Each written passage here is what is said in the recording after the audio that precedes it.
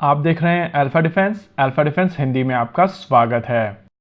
आज के इस वीडियो में हम लोग बात करने वाले हैं एमटीए प्रोग्राम के बारे में। आज महिंद्रा डिफेंस और एम्ब्रेयर के बीच में एक एमओयू साइन हुआ है और इस एमओयू के तहत महिंद्रा डिफेंस और एम्ब्रेयर जॉइंटली इस एयरक्राफ्ट को भारतीय वायुसेना को ऑफर करेंगे। इसके अलावा यहाँ पर और कोई भी डिटेल ऑफिशियल नहीं है और ये जो बहुत सारे लोगों की तरफ से कहा जा रहा है कि एम्ब्रेयर का C390 एयरक्राफ्ट भारत में बनाया जाएगा, उसको लेकर अभी क्लैरिटी नहीं है। देखिए, इस एमओयू का मतलब है कि भारतीय वायुसेना अगर इस एयरक्राफ्ट को सिलेक्ट करती है तब ये एमओयू आगे बढ़ेगा और तब इन एयरक्राफ्ट को भारत में बनाया जाएगा। इसके अलावा बहुत सारे लोगों का ये भी मानना है कि यह एयरक्राफ्ट फाइनली सेलेक्ट कर लिया गया है और अब भारत का एमटीए C390 होने वाला है, तो उनको यहाँ पर यह समझना पड़ेगा कि अभी टाटा की बिड बाकी है और मोस्ट लाइकली आने वाले 1 से 1.5 महीने के अंदर टाटा और एयरबस भी मिलकर एक इसी तरीके का एमओयू साइन कर लेंगे, क्योंकि भारतीय वायुसेना के एमटीए प्रोग्राम के लिए एयरबस का A400M भी ऑफर किया जाएगा। चलिए, ये तो हो गई खबर, लेकिन अब बात करते हैं खबर के पीछे की खबर यानी कि विश्लेषण की। देखिए, ये चीज क्लियर है कि इस समय भारतीय वायुसेना को 50 से ज्यादा एमटीए कैटेगरी के एयरक्राफ्ट की आवश्यकता है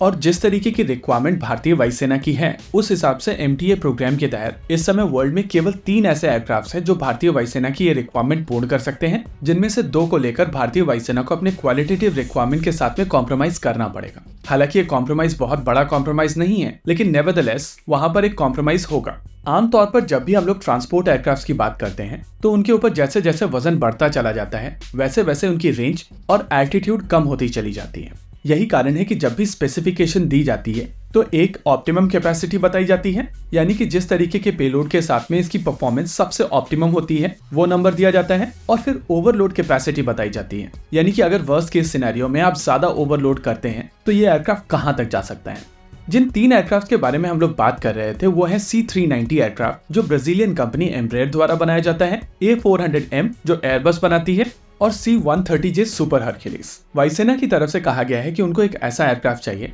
जो 18 टन से लेकर 30 टन तक की कैटेगरी का एयरक्राफ्ट हो, जहां पर एम्ब्रेयर C390 26 टन पर मैक्स आउट होता है, वहीं पर C130J सुपर हरक्यूलिस लगभग 20 टन पर मैक्स आउट हो जाता है। इन दोनों की तुलना में एयरबस A400M 37 टन तक जा सकता है और थियोरेटिकली भारतीय वायुसेना की तरफ से जो रिक्वायरमेंट सामने रखी गई है उसको केवल A400M ही कंप्लीट कर पा रहा है। वैसे जापान के साथ में डिफेंस इक्विपमेंट को लेकर किसी भी तरीके की सेल या जॉइंट प्रोडक्शन एक बहुत डिफिकल्ट टास्क है और इसी वजह से हम लोगों ने कावासाकी C2 की बातचीत यहाँ पर बिल्कुल नहीं की है। हालांकि ये एयरक्राफ्ट भारतीय वायुसेना की रिक्वायरमेंट पूरी तरीके से मीट करता है और अगर एक इजी तरीका होता तो शायद ये सबसे बेहतर ऑप्शन भी होता, लेकिन कावासाकी C2 और एम्ब्रेयर C390 के साथ में एक परेशानी और है, इन एयरक्राफ्ट को मास प्रोड्यूस नहीं किया गया है और इसी वजह से इनकी सप्लाई चेन अभी टेस्ट नहीं की जा सकी है। देखिए, भारतीय वायुसेना के RFI के हिसाब से उनको 40 से लेकर 80 एयरक्राफ्ट की रिक्वायरमेंट है और ये चीज क्लियर नहीं है कि क्या ये सप्लाई चेन इस तरीके का ऑर्डर हैंडल करने में सक्षम होंगी या नहीं।